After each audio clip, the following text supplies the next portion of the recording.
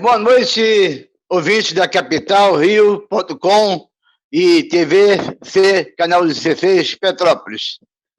Hoje, começando uma série de debates, a gente vai ter a honra em receber aqui o presidente do CREMERG do Rio de Janeiro, meu amigo, doutor Silvio Provenzano. Boa noite, doutor Silvio. Boa noite, é um prazer falar com os seus ouvintes e principalmente contigo. Doutor Silvio, como é a manifestação desse coronavírus na pessoa humana? Veja bem, como qualquer virose respiratória, em muitas pessoas o vírus penetra e não provoca qualquer tipo de sintoma. Num grupo determinado de pessoas, alguns sintomas irão aparecer, a chamada síndrome gripal. Coriza, tosse, febre, dor no corpo, dor de cabeça. Com relação à Covid-19, causada por essa nova cepa do coronavírus, que foi diagnosticada pela primeira vez na cidade de Wuhan, no centro da China, é a província de Hubei, e essa nova cepa ela provoca uma manifestação mais grave em determinadas pessoas, na dependência de alguns fatores. Um dos fatores, por exemplo, é a presença de comorbidades, como hipertensão, diabetes, as cardiopatias de um modo geral, a presença do vírus HIV, seria uma segunda virose, doença crônica do rim, doença crônica do fígado.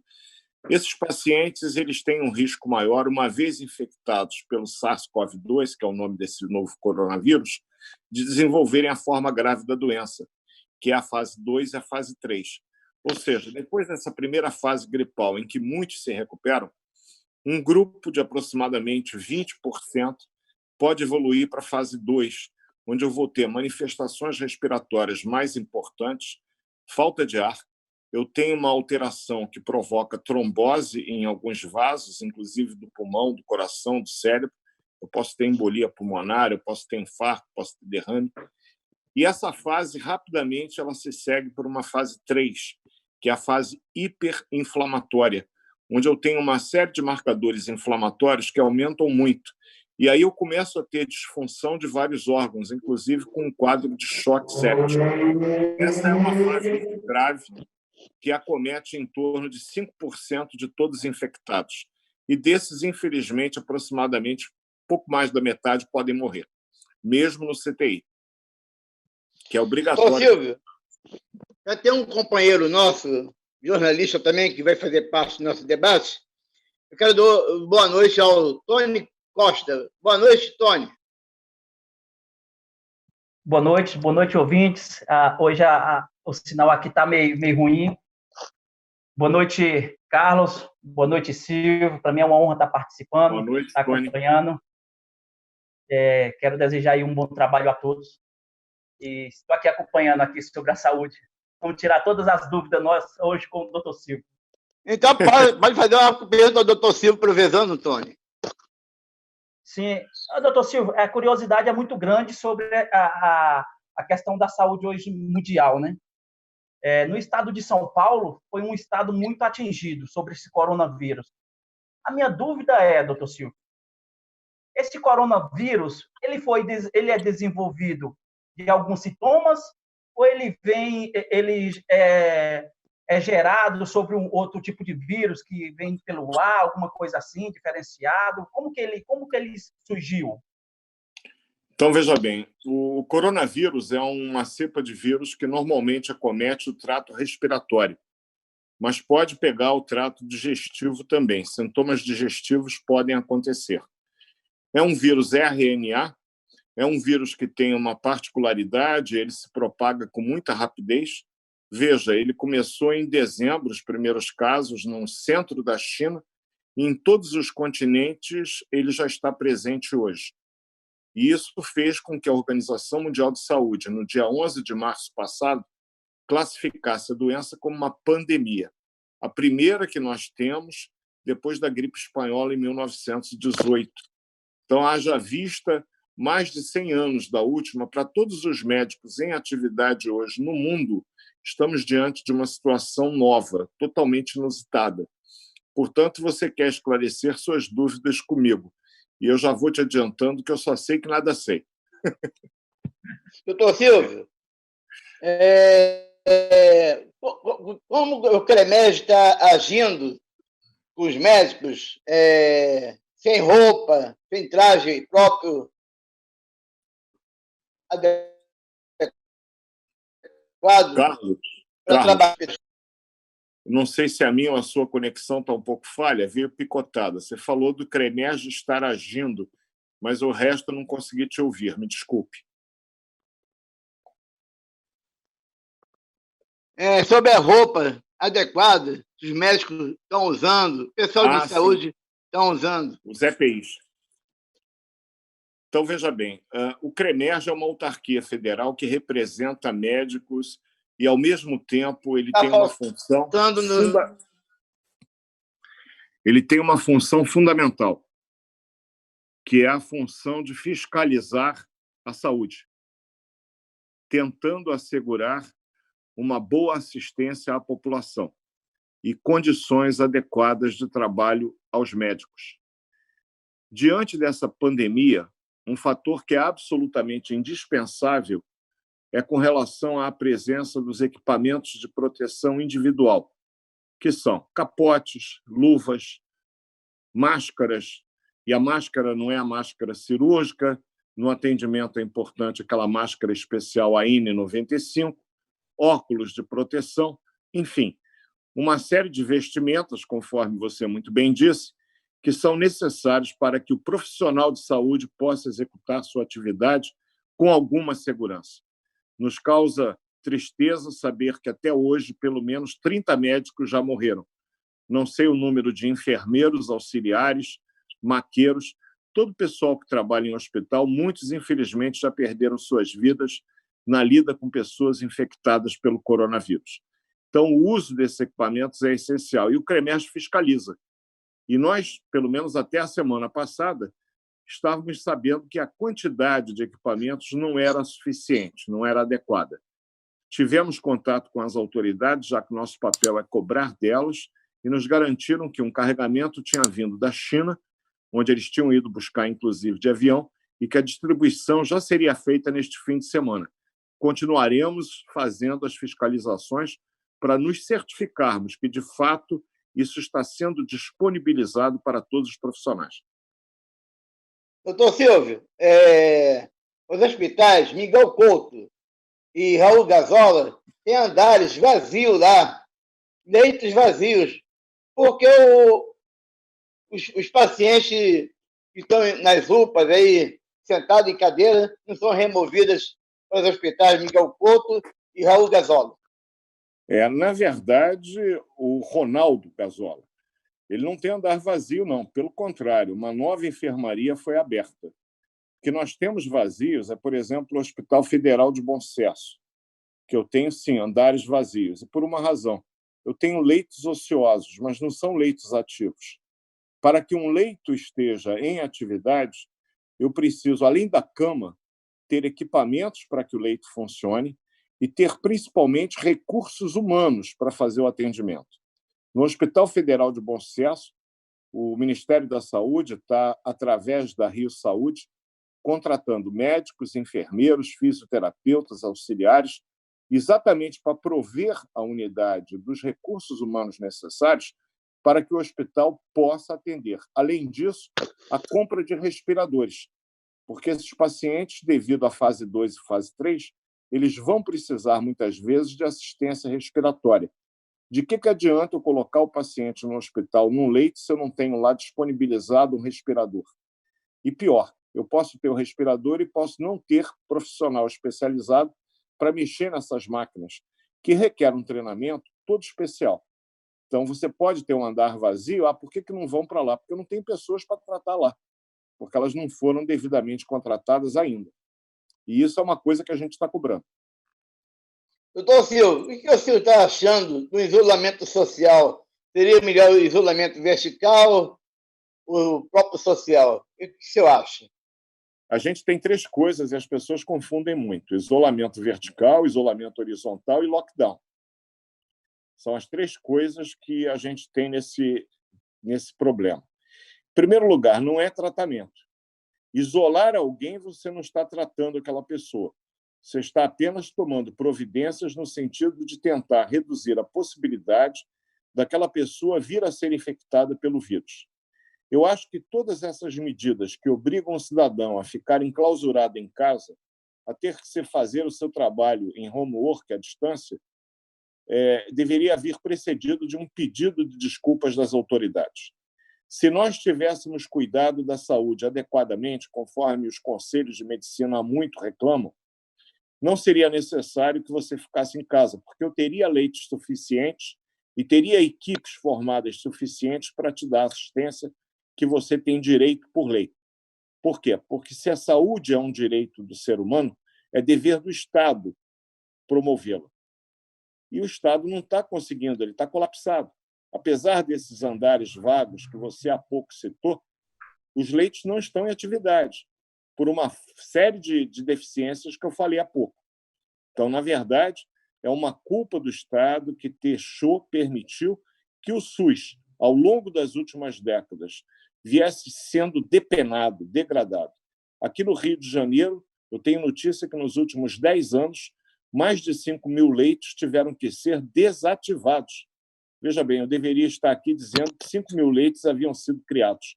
Não, eu já tinha um quantitativo em 2010 que deixava a mim, que antes de ser presidente do Conselho era o chefe da clínica médica do Hospital Federal dos Servidores do Estado, e lá eu era obrigado às tais escolhas de Sofia diariamente, porque o número de leitos de CTI no próprio Hospital dos Servidores, que, aliás, eu me orgulho de ser de lá, porque sempre foi uma referência de boa assistência da saúde pública. Nos últimos anos, o número de leitos era insuficiente para atender uma demanda crescente dentro do hospital. E o que nós tivemos no resto do Estado?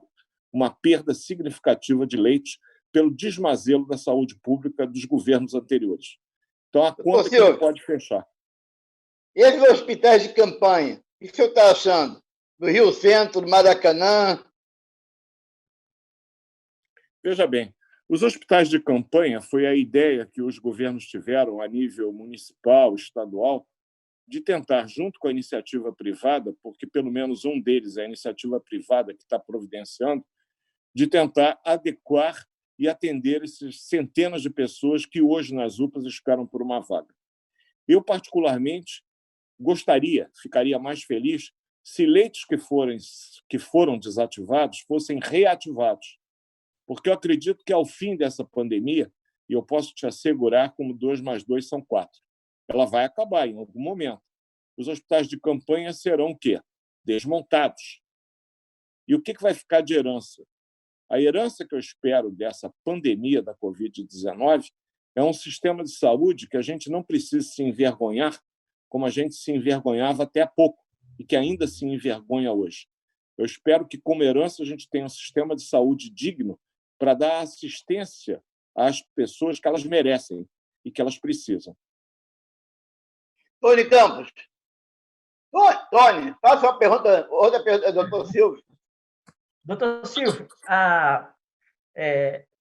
a sociedade está vendo aí a situação que ocorre sobre a saúde, que hoje é o foco, só o que é o noticiário, o Covid-19.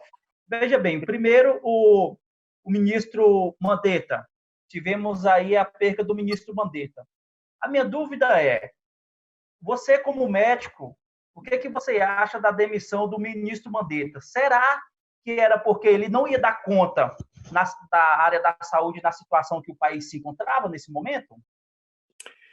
Na verdade, você vê como é que a situação está complicada. O ministro Mandetta foi substituído na pasta pelo nosso colega aqui do Rio de Janeiro, um eminente oncologista, o Dr. Nelson Tait, que já saiu. Então, nós tivemos 2 ministros de saúde que se exoneraram. No caso do Mandetta, ele entrou em atrito com o presidente da República, ele defendendo o isolamento, o presidente totalmente contrário. E no caso do ministro Nelson Tait, com relação, me parece, ele não disse publicamente, não posso colocar na minha boca palavras dele, porque ele não as proferiu, mas havia, me parece, uma controvérsia com relação ao uso da hidroxicloroquina. Toda prescrição médica de um simples melhoral, uma aspirina, uma Novalgina, uma dipirona, é um ato médico. A gente aqui no Brasil há muito reclama da automedicação, que é um hábito, infelizmente, arraigado na população. Diz-se por aqui, com muita propriedade, que de médico e de louco, cada um tem um pouco, e na época da Covid, de médicos e de loucos, todos nós temos muito, não é um pouco, não.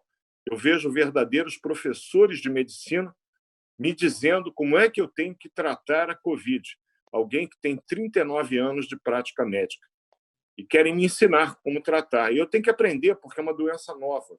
Ainda estou em fase de aprendizado com relação a ela. Mas, certamente, a divergência de opiniões entre o executivo e o gestor da pasta devem ter motivado as saídas dessas pessoas, o que não é bom. Qualquer mudança de rumo no meio de uma crise, e a Covid trouxe uma crise de saúde no mundo, evidentemente que não é benéfica para ninguém. Por quê? Porque são necessárias respostas imediatas. A população precisa das respostas para anteontem. E quando eu troco o ministro, eu fico aí com uma lacuna onde as coisas ficam paralisadas. O Dr. Nelson Taix reuniu uma equipe, fez um plano de governo para atacar a pandemia. E antes que esse plano pudesse ser colocado em prática, ele saiu. Agora entrou o ministro interino e, quiçá, teremos alguém novo na pasta amanhã, determinado pelo presidente. O cargo de ministro de Estado ele é uma prerrogativa do Executivo. Cabe ao presidente, somente a ele, a responsabilidade pela escolha do nome que ocupará a pasta. Um conselho de medicina, evidentemente, que não vai ter a pretensão de fazer qualquer tipo de julgamento. Eu posso, sim, falar da qualificação tanto do Dr. Luiz Henrique Mandetta, que, aliás, fez a sua graduação em medicina no nosso estado, especializou-se em ortopedia aqui, inclusive eu já era médico do Miguel Couto na época em que o Dr. Luiz Henrique Mandetta fez a especialização dele lá, na equipe do professor saudoso José Albano de Nova Monteiro, um dos maiores ortopedistas que já existiram. E ele foi residente dele numa época em que eu era o clínico da equipe do professor Nova. É um ponto no meu currículo que eu mantenho com muito orgulho. Com relação ao Dr. Nelson Taix, um pouquinho mais antigo que o Dr. Luiz Henrique Mandetta, em termos de formatura, é contemporâneo meu, eu formei um pouco antes dele, mas ele formou pela UERJ, teve residência em clínica em Ipanema, depois fez oncologia no INCA, e depois ele militou muito na atividade privada, onde teve um sucesso extraordinário. É um indivíduo brilhante, com um currículo invejável. Infelizmente, nenhum nem outro conseguiram levar a termo o seu trabalho, e a pandemia está aí ceifando um monte de vidas Brasil afora. Aqui no Rio de Janeiro é um polo, e não poderia ser diferente a partir dos quadros que de fevereiro para março começaram a aparecer aqui.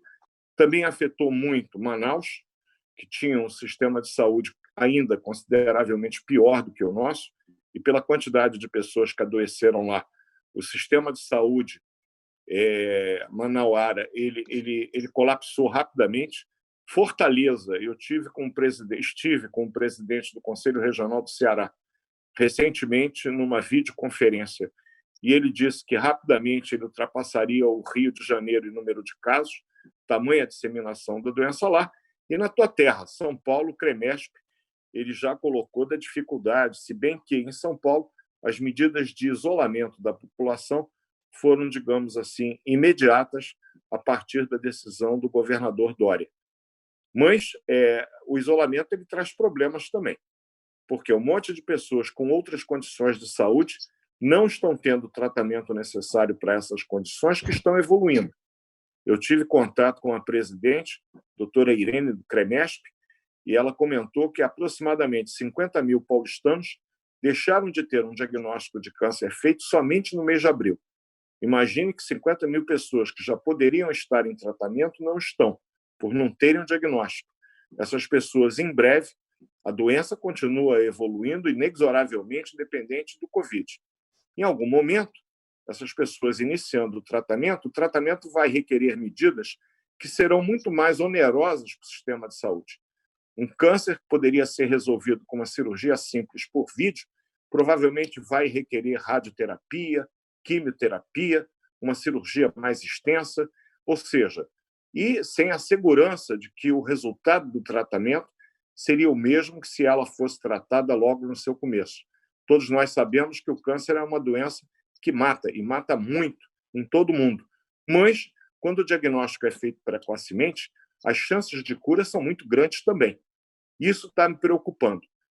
Então, para a gente ver que esse problema de lockdown, isolamento horizontal, eu tenho pessoas hoje que protelam a ida ao hospital, que estão com seus tratamentos interrompidos, estão com as suas condições básicas de saúde progressivamente agravadas pelo medo da Covid. A Covid mata diretamente, mas indiretamente também ela está sendo responsável por um grande número de problemas na saúde por outras doenças.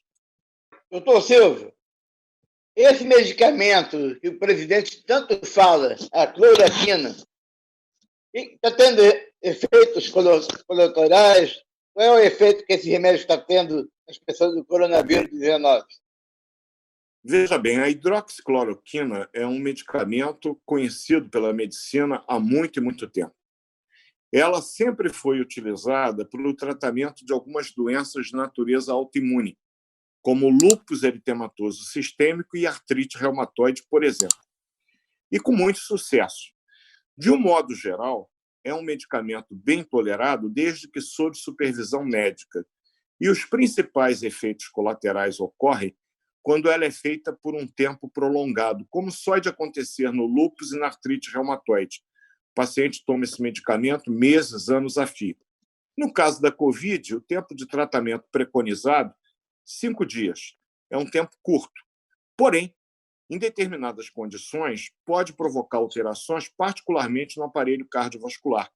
No eletrocardiograma, existe um intervalo entre o complexo QRS, a onda T, que é da repolarização ventricular, e há um alargamento desse espaço provocado pela hidroxicloroquina em algumas pessoas, o que pode provocar uma arritmia, inclusive fatal. Portanto, não é um medicamento que qualquer um possa chegar na farmácia e dizer, eu vou começar a tomar. Primeiro, porque não previne a Covid. Segundo, que não é todo paciente com sintomas da Covid que vai ter indicação de usar. Eu li na quarta-feira passada 2 artigos muito curiosos, só para vocês entenderem, os nossos ouvintes da capital, entenderem o que é um médico estudar Covid. Um artigo muito bem feito por um médico francês que estudou cerca de 168 pacientes com a Covid-19, nos quais ele utilizou a hidroxicloroquina. E ele concluía que o uso da hidroxicloroquina diminuía o tempo de doença, diminuía a quantidade de internações em CTI e o número de óbitos. Portanto, ele recomendava que a hidroxicloroquina fosse iniciada principalmente na fase inicial da doença, com bons resultados. Eu li esse artigo, Carlos, por volta de 19h30, na quarta-feira. Continuando com os meus afazeres aqui, eu recebo permanentemente periódicos do mundo inteiro, eram cerca de 23 horas, quase meia-noite, eu recebi um artigo publicado por Harvard, na New England Journal of Medicine. Harvard School of Medicine é o templo da medicina no mundo. Lá eles fizeram também um trabalho avaliando a hidroxicloroquina. Ao invés dos 168 pacientes vistos em Paris, eles compreenderam quase 2.000. E a conclusão do trabalho é que ela não servia para rigorosamente nada. Eu falei, meu Deus, durma-se com um barulho desses, como é que eu vou dormir? Eu saio convencido que a hidroxicloroquina, conforme nosso presidente afirma, do alto da capacidade dele como médico, que salva todo mundo. E aí eu vejo Harvard dizer que não serve para nada. Que interesses tem por trás disso? Porque a hidroxicloroquina é uma droga barata, relativamente segura, com poucos efeitos colaterais, desde que o paciente possa usá-la. Será que tem interesses outros por trás, querendo criar um medicamento mais oneroso para a população? E existem uma série de questionamentos, e aquilo que eu falei há pouco para o nosso querido Tony. Só sei que nada sei. Se hoje você me procurasse como meu paciente, com sintomas de tosse seca, febre, eu faria hidroxicloroquina, desde que você não estivesse fazendo uso de nenhuma medicação que, combinada com a hidroxicloroquina, pudesse provocar uma arritmia. É uma avaliação médica que seria necessária antes de prescrever esse medicamento. Mas eu prescreveria sim. Eu não tenho nada para fazer, eu faço isso. Você acha que a cloroquina, então, está sendo eficaz? Em alguns pacientes que eu tive conhecimento, ela teve eficácia sim.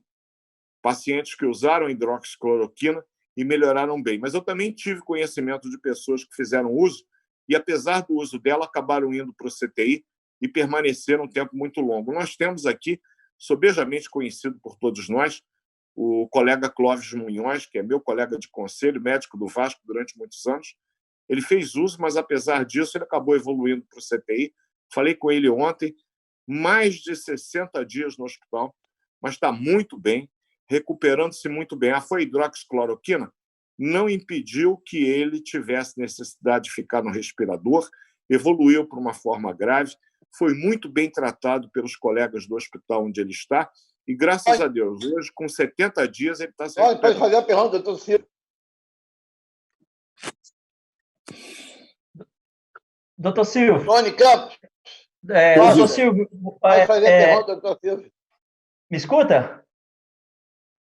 Doutor Silvio, eu estava falando do ministro Mandetta, e como você citou agora, o que perdemos recentemente, nosso ministro, o Nelson Tais, o plano de governo que o Nelson ele tinha projetado para bater o Covid-19, com a especialidade que ele tinha, você acha que ele conseguiria abater os médicos, toda essa equipe que ele estava planejando? Você acha que ele seria um bom ministro da saúde? Porque era isso que a população estava esperando. Recentemente demitiu o Mandetta porque achava que o Nelson entrando, com a especialidade que ele tinha, ia fazer um bom papel como ministro da saúde, e com essa equipe que ele estava planejando desenvolver tudo isso aí, ele resolveria uma boa parte da situação da saúde da população brasileira. O que você acha? Qual a especialidade que ele tinha? Qual foi recentemente que não deixaram ele trabalhar com o projeto que ele tinha? Um baita de um projeto que a população estava esperando, que seria resolvido aí a metade sobre esse vírus do Covid-19. Veja bem, Tony, ninguém pode, em sã consciência, afirmar que o ministro Nelson Tais, com toda a capacidade que ele tem, e ele seria o mecenas que iria nos salvar a todos. Você veja, eu tenho, por exemplo, nos Estados Unidos da América, uma quantidade de óbitos absurda. A cidade de Nova York é uma das mais aparelhadas do mundo em termos de saúde, viveu o caos. A Itália, terra dos meus pais, viveu uma catástrofe. Agora é que começa a se recuperar um pouco. A Espanha, idem. Então, eu tenho em diversos lugares do mundo, no Reino Unido, o sistema de saúde inglês sempre foi colocado como um dos melhores do mundo. E a Covid chegou lá e mostrou que era um dos melhores do mundo, mas não estava aparelhado para atender a população britânica. Então, mesmo nos lugares onde o sistema de saúde sempre foi uma referência de boa qualidade, essa doença veio para mostrar que o bom é sinônimo do ruim. Não é o excelente que todo mundo tinha que ter. Falaram muito da Suécia, que não teve nenhum tipo de isolamento e que lá praticamente não teve caso. Isso é fake. A Suécia hoje vive um drama também. E lá o próprio governo tenta retroagir e fazer um isolamento agora mais tardiamente. Nenhum sistema de saúde do mundo, eu repito, nenhum ministro da saúde de qualquer país do mundo está preparado para receber centenas e centenas de pacientes que precisam, ao mesmo tempo, de cuidados intensivos. E o paciente com a Covid, ele pode requerer esse tipo de cuidado de um minuto para o outro. Ele está aparentemente bem, com uma tosse, uma febre, mas aparentemente bem, saturando 94, 93. Em minutos, ele satura 70, 60 e tem que ir para o tubo.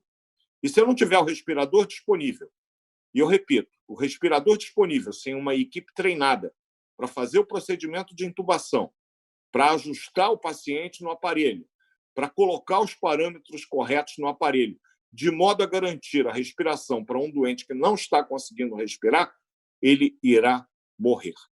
Então, o que a gente tem de preocupação é que tinha um plano, sim, que o ministro Nelson Tais havia preparado com a sua equipe, e esse plano, infelizmente, não vai poder ser executado. Se o plano seria bom, seria o ideal, ninguém vai poder dizer. Nem eu, nem ninguém, porque nós não chegamos a ter conhecimento. Ele não teve o tempo necessário para poder colocá-lo em prática. E aí você pode, evidentemente, aventar qualquer tipo de teoria, porque ele próprio foi muito econômico na saída dele. Ele apenas disse que agradecia a oportunidade, da honra, do convite, que ele esperava poder contribuir, mas não era possível. Que motivos subjacentes a esse existem? Somente ele. Mas, se tratando de uma pessoa extremamente elegante, eu acredito que o Dr. Nelson Tait, em momento algum, virá a público dizer o que, de fato, no seu íntimo, motivou uma decisão que deixou a todos nós, brasileiros, tão apreensivos. Doutor Silvio, a gente vai dar uma paradinha agora.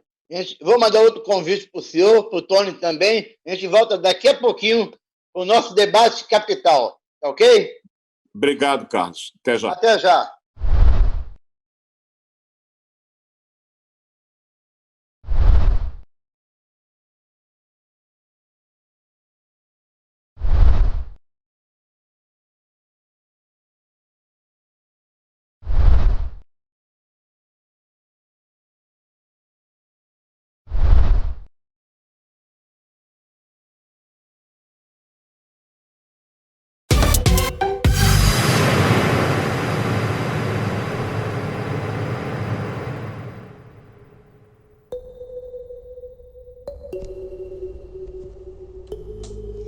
Geração Pixel Soluções.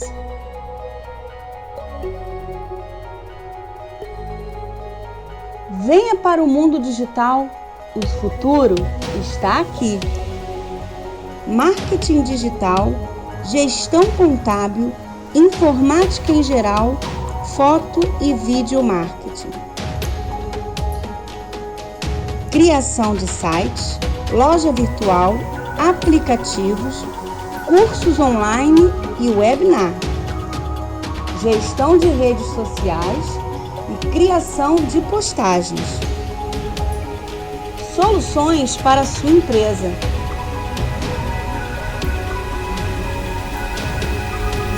Marque sua presença no mundo digital.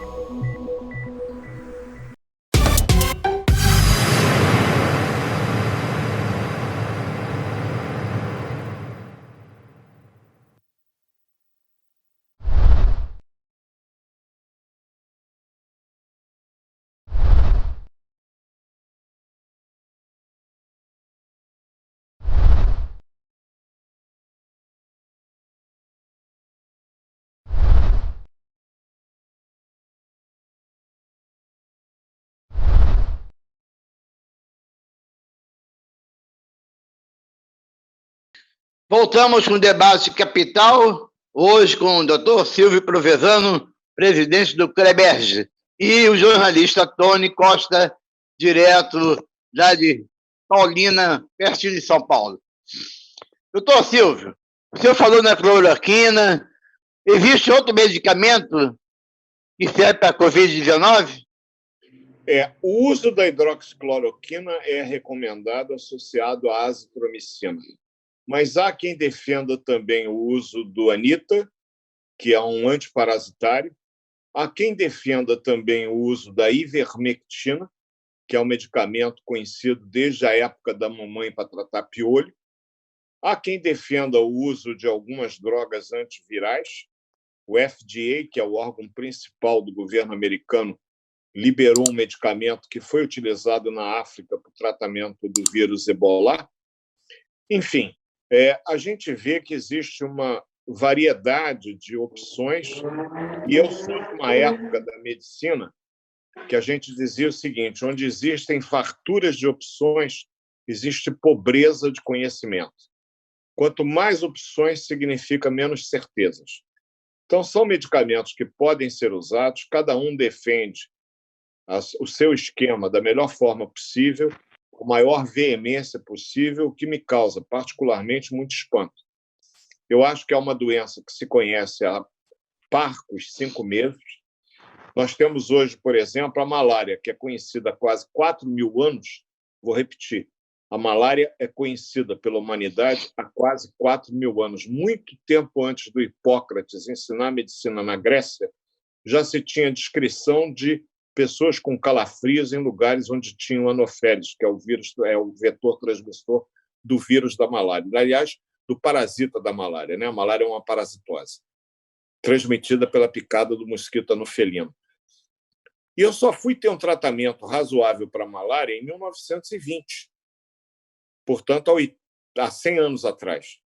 E mesmo 100 anos depois de descoberto o quinino, que trata a malária, por sinal da mesma família da hidroxicloroquina, curiosamente, por isso que eu citei a malária como exemplo para os nossos ouvintes da capital, mesmo hoje, tendo tratamento eficaz, morre-se de malária. Então, o que eu entendo é que a gente ainda tem muita areia para comer, para até entender um pouco da Covid, até a gente chegar àquilo que é a conclusão. Ou o ideal, a criação de uma vacina que possa imunizar a maior parte da população. Quando a vacina estiver disponível, eu acredito que a gente vai ter uma segurança maior. Ô, Silvio, o uso da máscara melhora um pouco, evita um pouco de a pessoa pegar o Covid-19? A máscara? A máscara ela é uma barreira de proteção. Ela é uma forma que você tem de criar uma barreira, desde que devidamente colocada. Você não pode ter saída de ar quando você coloca a máscara, e ela tem que ser usada quando você estiver em lugar público. Algumas medidas elas podem ajudar a pessoa a diminuir o risco de pegar a Covid. Por exemplo, o uso da máscara, mesmo essas de algodão confeccionadas em casa, elas são práticas, são úteis, porque é uma barreira que impede o vírus de entrar pelo nariz e pela boca. Se você usa óculos, que no nosso Tony Costa aqui, já é uma barreira de proteção o óculos para evitar que o vírus penetre na mucosa dos olhos. Além disso, a lavagem frequente das mãos. Eu, no início da Covid, cheguei a falar várias vezes com muitas pessoas. O brasileiro é um dos povos do mundo que mais banho toma, até pelas condições climáticas, né? A gente transpira muito, não há quem consiga, no final do dia, ir dormir sem tomar um banho. No entanto, nós não temos entre nós o hábito frequente de lavarmos as mãos. Que a Covid nos traga como herança não só um sistema de saúde mais digno, mas o hábito de lavarmos as mãos antes de comer, depois de comer. Foi à rua, chegou em casa, antes de tocar em qualquer coisa, lavou as compras, guardou, vai lavar suas mãos. Evite ficar colocando o dedo na boca, coçando o nariz, coçando os olhos, porque o vírus se instala, de repente, entre as unhas, e ali ele pode te infectar se encontrar uma mucosa. Falaram muito do álcool gel. Na verdade, estudos mostram que lavar a água com sabão, água e sabão, durante 20, 30 segundos, uma lavagem cuidadosa, é muito mais eficaz que o álcool gel. Ah, mas eu tenho álcool gel. Depois de lavar as mãos, aplique o álcool gel. Então, alguns cuidados podem ajudar as pessoas a diminuir o risco de virem a ser infectadas. E manter uma distância de 1,5 metro de uma pessoa da outra. Não é o momento da gente se aglomerar, isso é fato. Me causa espanto verem pessoas nas entradas de instituições bancárias, dentro de supermercados, uma grudada na outra. O momento da gente manter um distanciamento um do outro, infelizmente. Tony Costa, faça outra pergunta, doutor Silvio. Doutor Silvio, eu estou em contato com uma cidade aqui do interior de São Paulo, chamada Ipeúna. Eu tenho conversado com o secretário de saúde, graças a Deus, na cidade, o vírus não chegou, não teve nenhum caso registrado. Ao lado de Ipeúna, existe a cidade Charqueada, que já teve um caos. Teve caos, teve morte. E me fala, doutor Silvio, qual que é a diferença de uma cidade para outra e a população tão próxima e a população que é contaminada dentro da cidade vai para outra cidade e algumas pessoas não se contaminam, mesmo com o uso da máscara, porque sabemos que é uma proteção. Qual que é a diferença entre a probabilidade do distanciamento e a pessoa usar máscara e vir um outro contaminado de uma cidade para outra e as próprias pessoas da cidade não ser contaminadas? Qual que é a diferença? Veja bem, em primeiro lugar, a gente tem um problema aqui no Brasil, que a nossa taxa de mortalidade é muito alta quando comparada com a de outros países. Desavisadamente, assodadamente, alguém pode dizer o médico no Brasil ele não está qualificado para tratar isso, porque se morre mais no Brasil do que, por exemplo, morreu na Espanha. A questão é que nós não temos ainda, e eu tive contato com a Fundação Oswaldo Cruz na semana passada, e me garantiram que, a partir da semana que vem, esse problema já vai começar a ser resolvido, que é a quantidade de kits de exame. Então, muita gente tem sintomas leves que, se fizesse o teste, daria positivo, mas não pode fazê-lo porque não existe o kit para teste. Então, hoje, no Brasil, o número de casos notificados é, infelizmente, muito inferior do que o real. Então, eu posso ter uma pessoa com a forma branda da doença, e eu repito e insisto na primeira informação que eu passei aos nossos ouvintes. 80% das pessoas que forem infectadas ou não vão ter sintoma algum, sequer vão saber que adoeceram, ou terão sintomas muito leves, tipo uma coriza, uma perda de olfato ao paladar, uma dorzinha de cabeça, uma febre, que em 2 dias desaparece, a pessoa nem sabe que teve a Covid. Se fizesse o exame, confirmaria a presença do vírus no organismo. Então, eu não sei se isso, de certa forma, te ajuda a entender o porquê de, numa cidade, ter um caso que foi fatal, talvez aquele caso tenha sido testado pela evolução, e demais habitantes não terem caso nenhum. A pergunta é, eles foram testados?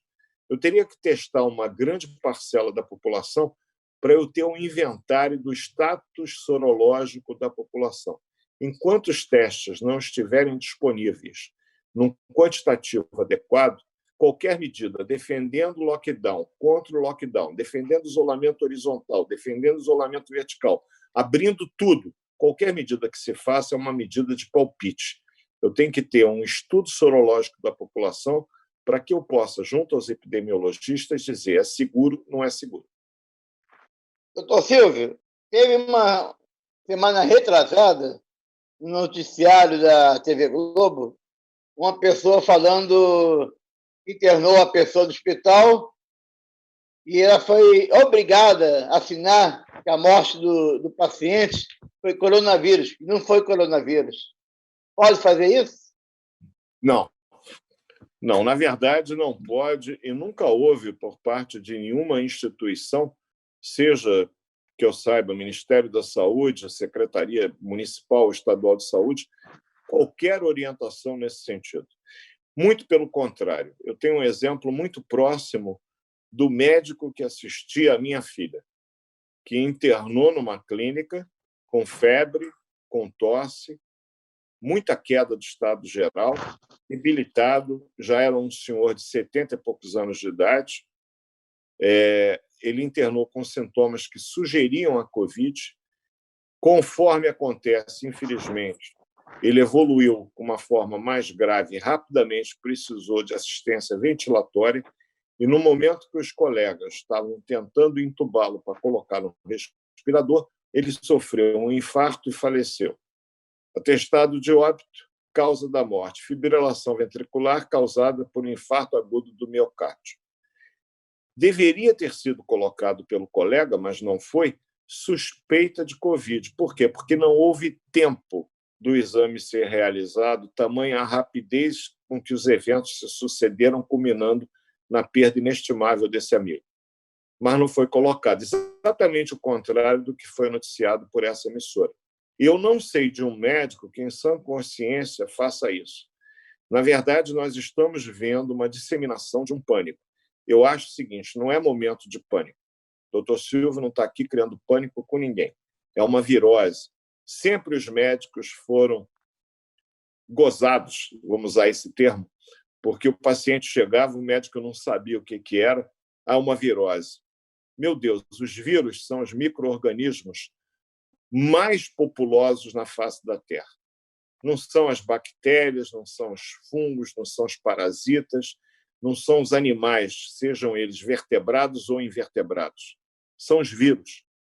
E estamos hoje sofrendo mudanças de comportamento obrigatórias, estamos hoje padecendo de uma doença que o médico diria, você está com uma virose.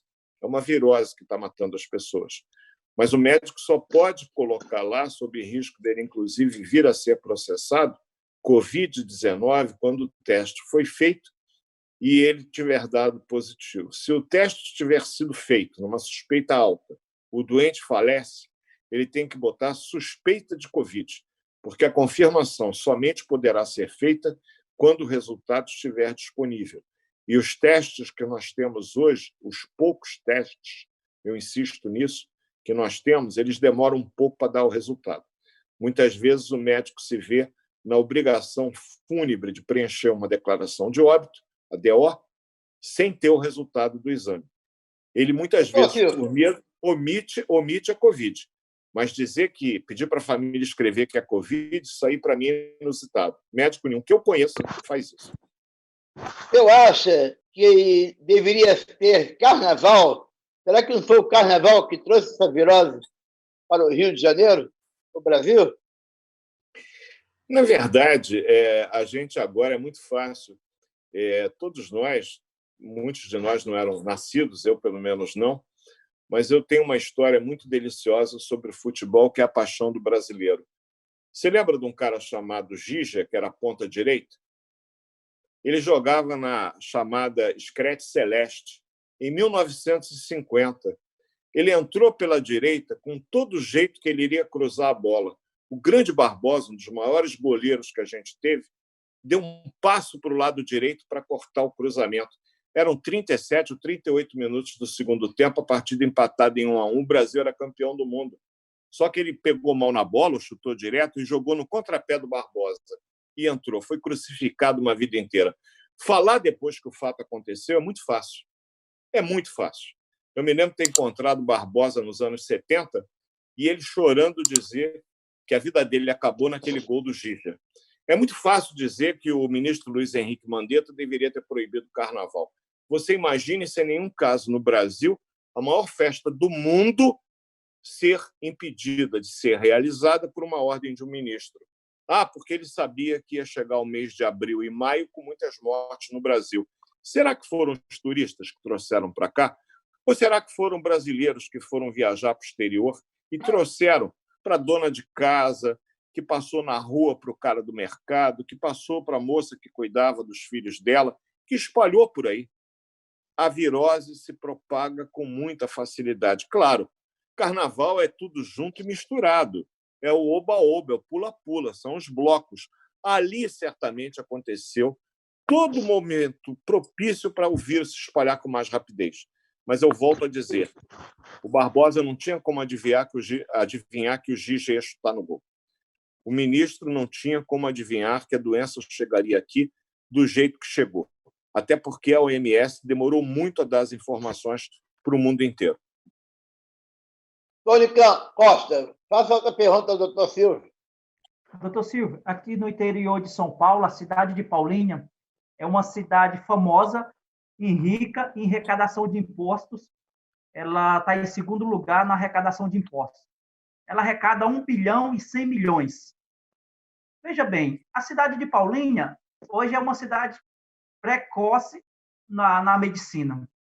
Teve 2 casos que aconteceu de um casal aqui na cidade de Paulínia, que foram contaminados, deram entrada no hospital. Quando chegou no hospital, sem respiração, os médicos não estavam preparados. E o hospital não tinha o aparelho respiratório para atender esses 2 pacientes que suspeitamente deu entrada com Covid-19. Imediatamente, o secretário de Saúde pediu a transferência para a Universidade de Campinas, a Unicamp, a famosa Unicamp, aonde foi divulgado o Covid-19 dessas 2 vítimas que aconteceu, nesses 2 pacientes, que, graças a Deus, deram entrada a tempo pela Unicamp, a Universidade Estadual de Campinas, e com o potencial que a Unicamp tem, foi atendido rapidamente e se salvaram. Mas se eles estivessem em Paulínia, com a despreparação dos médicos, eles poderiam ter perdido a vida. Qual é o seu ponto de vista? No Brasil, ainda sabemos que tem muitos médicos que não estão aptos a atender esse tipo de vírus. Na verdade, todos nós, né? Como eu disse para vocês há pouco, se a malária, que tem 4.000 anos, são 4 milênios entre nós, ainda em determinados casos, os médicos se veem surpreendidos e os pacientes morrem, nós estamos lidando com uma virose atípica, é um vírus extremamente agressivo, mormente em algumas pessoas, e que pode evoluir com muita rapidez para uma situação onde o paciente irá precisar dos cuidados intensivos. Cuidados intensivos que devem ser ministrados dentro de uma unidade de tratamento intensivo. E saiba, para um médico trabalhar num setor desses, ele precisa, além dos 6 anos de formatura, pelo menos mais 4 para poder se graduar. Findo esses 4 anos, ele é submetido a um conjunto de provas ministrado pela AMIB, a Associação de Medicina Intensiva do Brasil. Essas provas são realizadas, às vezes, em mais de um estado. Ano passado, elas foram feitas em São Paulo, a primeira fase, e em Fortaleza, a segunda fase. Se o médico é aprovado nas 2 fases, ele precisa, no mínimo, de 70% de acerto, uma prova que é considerada dificílima. Alguns médicos insistem durante 4, 5 anos, sucessivamente, para conseguir o título. Ele está certificado e pode requerer a sua qualificação de especialista junto ao conselho. Esse profissional, ele, se contratado pelo Estado, ele vai ter, acredite, em alguns lugares, R$ 2.300 de salário. Depois de investir cerca de 10, 11, 12 anos da sua vida estudando. Pergunta que não quer calar. Vale a pena? E aí, veja bem, eu hoje tenho, evidentemente, que um quantitativo de médicos que não atende à necessidade em determinadas áreas. Médicos no Brasil nós temos até mais do que o suficiente, muito mal distribuídos. Essa é outra coisa que os conselhos falam. Nós temos médicos numa quantidade suficiente, porém, infelizmente, distribuídos de uma maneira inadequada no nosso país. Existem regiões carentes. Como é que a gente pode resolver isso, Silvio? Você tem solução? Eu tenho propostas. Uma das propostas é que imediatamente se cria a carreira de Estado do médico. Você já viu ter alguma comarca sem um juiz de paz? Sem algum juiz na comarca? Porque os juízes vão. Oi. O povo está correndo nas farmácias para comprar o cloroquina. Qual é a sua mensagem para o povo? Você deixa o povo... A minha mensagem é: a automedicação é um risco impensável. E que não a cloroquina, que é muito mais tóxica que a hidroxicloroquina, mas mesmo a hidroxicloroquina, ela pode, numa determinada pessoa, ao invés de tratar a Covid, provocar uma arritmia fatal. Consulte um médico antes de você tomar qualquer decisão. Correr na farmácia para garantir um estoque de hidroxicloroquina em casa e tirar daquele paciente com lúpus ou artrite reumatóide.